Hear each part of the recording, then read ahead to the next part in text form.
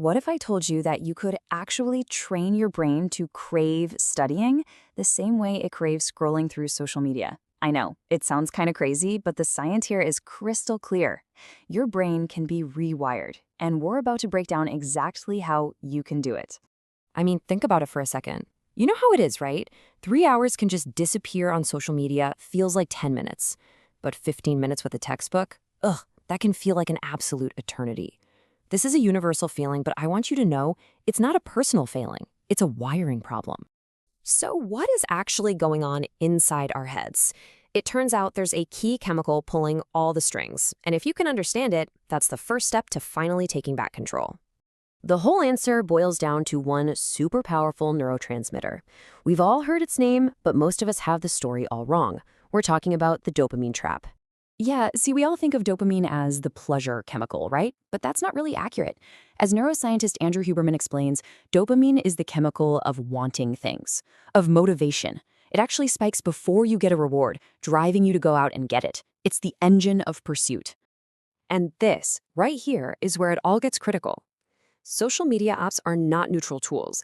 They are meticulously engineered from the ground up to intentionally hijack that exact motivational system in your brain. And they do it with a trick psychologists call variable reward schedules. It's the exact same hook that makes slot machines so insanely addictive. You never know what that next swipe is going to bring. A funny video, a piece of shocking news, some drama. That unpredictability is what triggers those repeated little spikes of dopamine, training your brain to believe that scrolling equals a fast, easy reward. Okay, I know that all sounds a little bleak, but this is probably the most important thing you're going to hear. Your brain is not broken. It hasn't failed. It's just really, really good at adapting to what you feed it. And its greatest strength is that it can adapt again. It's plastic. So let's dive into the incredible science that actually makes this change possible. This is the key to unlocking your ability to focus deeply again. The scientific term for this is neuroplasticity. And all it really means is that your brain physically changes its own structure and connections based on what you do over and over. This is not a self-help metaphor, it's a biological fact. You are literally the architect of your own brain. And this is the core idea. You have, probably unintentionally, trained your brain to be an expert at distraction. Well, the amazing news is that you can just as intentionally retrain it to be an expert at focus. So, enough theory. Let's get into the step-by-step process of how you actually do it. So the very first step isn't about forcing yourself to study more. It's actually the opposite. It's about doing less. We need to reset your brain's entire baseline for stimulation. I love this analogy. Just picture your brain's stimulation level as a volume dial. With constant social media, videos, and music, that dial has been cranked up to 10 for years. So, of course, a quiet activity like reading a book barely registers. The first thing we have to do is turn that volume dial way down. And you do that with something that's almost shockingly simple. 15 minutes a day. That's it. Just 15 minutes of intentional boredom. No phone, no music, no podcasts. Just go for a walk, sit quietly, stare at the ceiling, whatever. Just be with your own thoughts. And I've got to warn you, at first, this will feel uncomfortable. You'll feel antsy, restless. That's a good thing. It's basically a withdrawal symptom. It's a sign that your overstimulated dopamine receptors are finally healing and getting their sensitivity back. That discomfort means it's working. All right, so now that we're turning down the noise, we can tackle the other half of the problem. We need to make the act of studying itself more rewarding for your brain. So we're going to go over 5 powerful techniques to make studying, more dopamine friendly. The whole point is to start working with your brain's reward system instead of constantly fighting against it.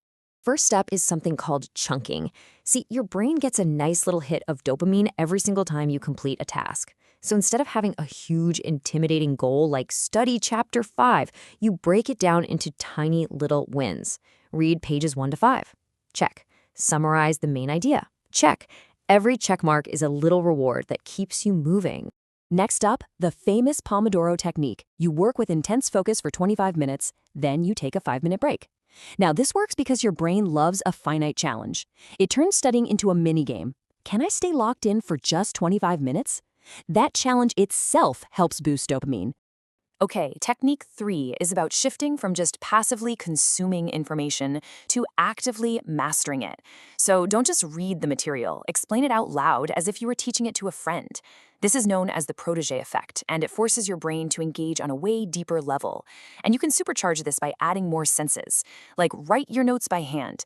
A Princeton study showed it crushes typing when it comes to understanding and memory.